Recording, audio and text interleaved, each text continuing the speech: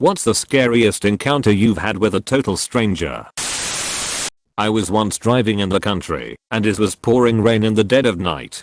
So hard that I was driving very slowly, and couldn't see any of the signs, before GPS. I mean, I had never been in rain this heavy. I had to pull over to the side of the road, to try and see the sign to see if I was going in the right direction.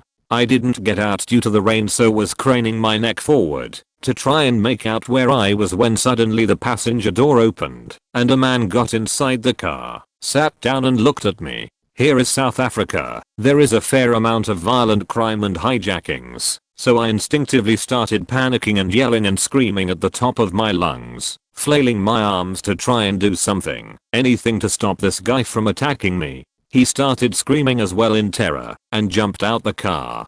I quickly leant over and closed the passenger door and sped off down the road. I was breathing so heavily at this point and trying my best to calm down, nearly in tears. I kept replaying it in my head the whole time and suddenly remember that the man smiled at me. It suddenly dawned on me that it was probably a hitchhiker that I hadn't seen, who thought that I was pulling over to give him a lift, only to be greeted by me screaming and trying to hit him. Was probably his scariest encounter with a stranger as well. My story is not quite the same as most. Years ago I used to work as an ecological surveyor. Basically I got paid to take long walks in the Peak District National Park here in the UK and note down all the plant species I saw. I was walking down a trail one morning along the edge of a woodland when suddenly about 8 of the bushes stood up and produced rifles. I nearly shit myself, and they were laughing like hell. It was a bunch of British Army guys on a camouflage and concealment exercise, and they had been following me to practice. Apparently I had nearly trodden on one of them earlier as he was hiding right by the trail. We all ended up sitting around talking about football for a bit. Nice bunch of guys, but very scary indeed.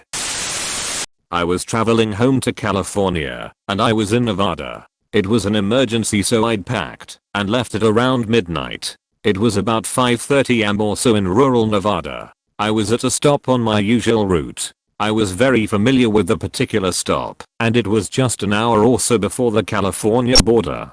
Being a lone female, I concealed carry. I have my extended permit which allowed concealed through several states, except California, and I was at my truck at an empty spot, and I was in the cab disassembling and putting away my gun to be in compliance. Stepped out to go to the restroom and someone had managed to get close to my truck and was hiding along the passenger's side, and I didn't know it until I'd walked past them.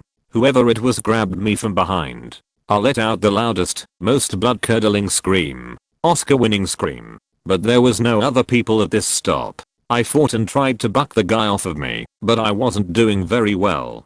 Kicking lead him to lift me off the ground, where I couldn't get him, and trying to break through his arms made him bend me over with him still behind me. I'm not sure how long I was screaming and fighting, but then I heard tires screech, and I figured it was the creepy van my parents told me to avoid as a kid coming to take me away. Nope. It was a Toyota Corolla full of local teenagers headed to the gas station before school. The teens jumped out and ran towards us, and the driver stayed in the vehicle. The guy who grabbed me took off. 2 of the kids chased him through the desert beyond the gas station on foot, and the driver and the other kid made sure I was alright. I send these 4 boys Christmas and birthday cards every year. I'm sure if it wasn't for them, I would have been kidnapped or killed.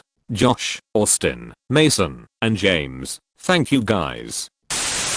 When I was about 6 I was with my family at an incredibly crowded street festival we'd go to every year. I remember we had stopped to watch a band play for a minute or two, and then my mom, I assumed, took my hand and we continued walking. After a few seconds I realized the hand I was holding was puffy and hot, and my mom's hands were always cool and more slender, so I knew it wasn't her hand I was holding. I looked up to see a woman with long blonde hair and sunglasses grinning down at me. I said, "You're not my mom," and she just laughed and said, "That's okay, you can come with me anyway." Obviously my mom and dad had realized I was not with them at this point and were freaking out. My dad just happened to look in the exact right direction at the right time and saw this lady leading me away through a break in the crowd. He ran over to us, grabbed her shoulder, and she dropped my hand and disappeared in the crowd. I still can't believe he spotted us. It was like shoulder to shoulder people at this thing. While working a late shift at a restaurant at 16, I had a customer who just wouldn't leave. He was like 50 and just stared at me the entire time he ate his food, which was like 2 hours for some reason. When he came up to pay, he was super weird about it. Like I'd say, okay, here's your price, and he'd pause and say, do I get a discount or something, and I said no. Will you be paying cash or card? And he said like cash, and I was like okay, and then he just stared at me while I waited for him to hand me his cash. After like 2 minutes of this weird interaction, he has his change, the bill, and he can leave. So I say, have a good night, and he says, can I go now? And I say yup. And he says something like, am I pestering you? Why don't I take you home and pester you there? So I just thought nope, and walked right back to the back room, where I got my coworker to deal with him. Apparently she scolded him and said it was shameful he would say that to a minor, and he said, well then can I take you home? What a fucking creep. It's a mix of the scariest and the best. I was 11 and at the park with my cousin who was 3. My cousin, being a stubborn 3-year-old, told me to leave him be, and I sat out on the bench. I was just reading my book and occasionally looking up until this like 50-something-year-old man sat down next to me and just started talking. He asked me which kid was mine like 4 times, even after I made it quite clear I was uncomfortable, and then he gets all close to me and was like, do you want another one? So I started freaking out until this homeless man, who I later knew to be Marty, pulled me off the bench and told him that he was lucky he didn't pop his jaw and told me to go home. I'm glad Marty showed up because I don't know what I would have done. Update: Marty says hello. I dropped my son off at school one morning and then went to the grocery store with my infant daughter. It was so early, there was only 1 or 2 other customers. There was an older man with a walker that I didn't really pay too much attention to that kept popping up in the same aisle as us. I got out to my car and put my groceries in and then was putting my daughter in her car seat when the man came up behind me. He asked me a question, and when I turned to answer he shoved his walker into the back of my legs, pinning me against my car inside the open door. I tried moving around, but couldn't go anywhere except forward, and he started pushing me down to the floor of my car. I was so scared that once he had me down there he was going to go for my daughter, so I threw myself over her, so my whole upper body was in her car seat, and wedged myself in tight trying to cover as much of her as possible. He grabbed me by the hair and was trying to pull me up when someone started honking their car horn. Another mom had been sitting in her car with her own baby asleep and had seen what was happening. Another car pulled up behind mine, and the man ran over and got in quickly, obviously never needing the walker. The police were called, but the plates on the car that he left in were stolen, so as far as I know he was never found. I, 21 at the time, was in a store picking up some items for my house when I noticed a man was literally peeking at me from around a corner.